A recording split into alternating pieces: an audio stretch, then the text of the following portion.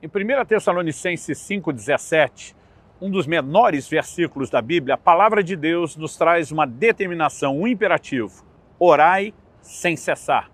O que significa exatamente essa ordem que nos foi dada? Um assunto importante, diga-se de passagem. Nos próximos minutos, eu quero conversar um pouco mais com você sobre isso. Fique comigo.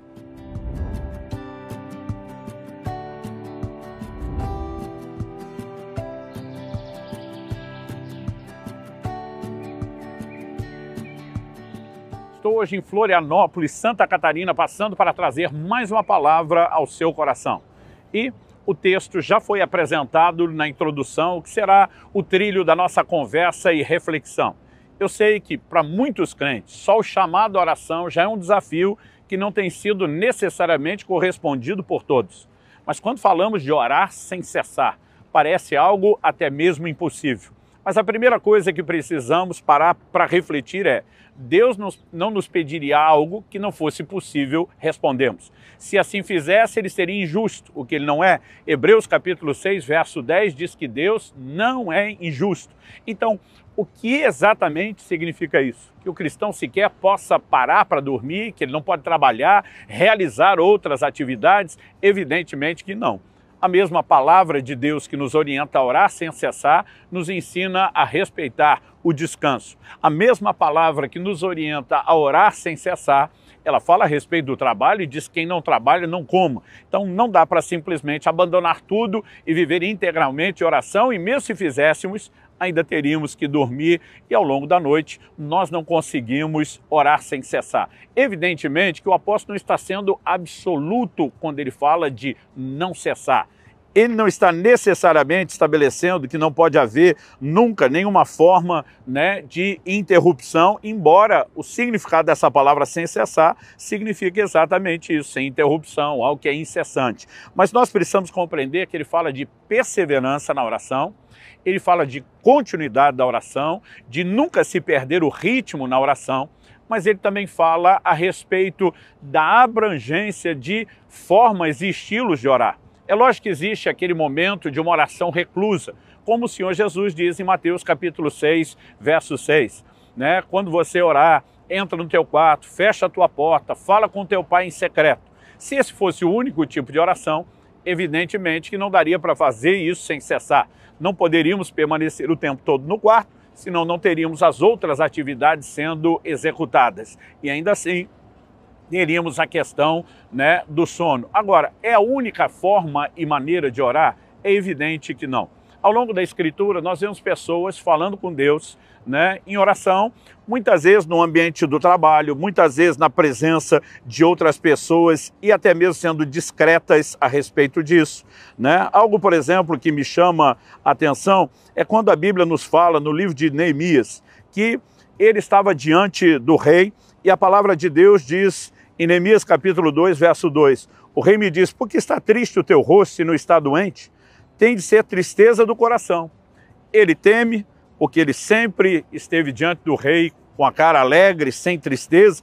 E o verso 4 diz: disse-me o rei, que me pedes agora? O mesmo versículo 4 diz: então orei ao Deus do céu e disse ao rei: se é do agrado do rei, e se o teu servo acha mercê em tua presença, peço-te que me envies ajudar a cidade do sepulcro dos meus pais, para que eu a reedifique. Esse então orei aos céus. Não acredito que Neemias diz para o rei: espera um pouquinho, dobra o joelho, faz uma oração em voz alta, mãos erguidas. Estamos falando a respeito de algo que se processou no íntimo do coração. E há outros textos ao longo da palavra de Deus que sugerem exatamente a mesma coisa. Quando Abraão envia seu servo para buscar uma esposa para Isaac, ele vai, a família de Rebeca, que eram seus parentes, a palavra de Deus nos mostra que ele para junto à fonte e ele faz uma oração, pedindo de Deus um direcionamento e um sinal para que pudesse encontrar quem seria aquela mulher. Ali o texto simplesmente diz que ele orou. Mas quando esse homem encontra a família e vai contar a história, Gênesis, no capítulo 24 e verso 45, nos mostra ele agora dando detalhes de como foi a oração. Ele diz: antes que eu acabasse de orar em meu íntimo, eis que veio Rebeca trazendo o seu cântaro sob o ombro. E ela desceu à fonte e tirou água. Então ele está dizendo, antes que eu orasse em meu íntimo, nem toda oração precisa, para os outros que estão nos vendo, ter cara de oração. Então nós podemos orar, por exemplo, em meio de outras atividades.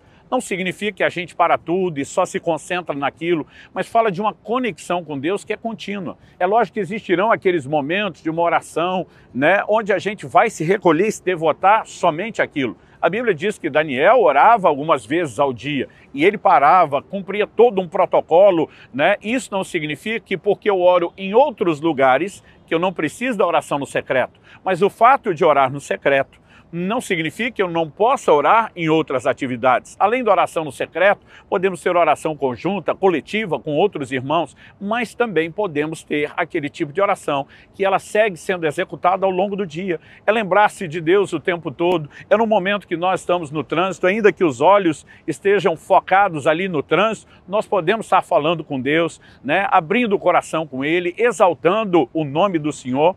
E dentre todos os tipos de oração, nós podemos destacar uma em especial, que eu gosto de rotulá-la de a linguagem sobrenatural de oração do Espírito Santo. A Bíblia nos mostra em Atos 2, que quando os apóstolos foram cheios do Espírito Santo, batizados no Espírito Santo, a Bíblia diz que cada um deles passou a falar em outras línguas conforme o Espírito Santo lhes concedia que falasse. O apóstolo Paulo vai ensinar mais a respeito do falar em línguas na Epístola aos Coríntios, embora o livro de Atos se concentre apenas falar das pessoas sendo cheias do Espírito Santo, falando em línguas em outros lugares, como na casa de Cornélio, como quando o apóstolo Paulo vai pregar em Éfeso, mas em 1 Coríntios que nós temos algumas orientações a respeito dessa prática. Em 1 Coríntios 14, 2, Paulo diz, pois quem fala em outra língua não fala aos homens, senão a Deus, visto que ninguém o entende, em espírito fala mistérios. Diferente do dom de variedade de línguas, que é seguido de interpretação, ou seja, uma explicação para os ouvintes, a Bíblia diz que o que fala em línguas fala com Deus, é uma linguagem de oração.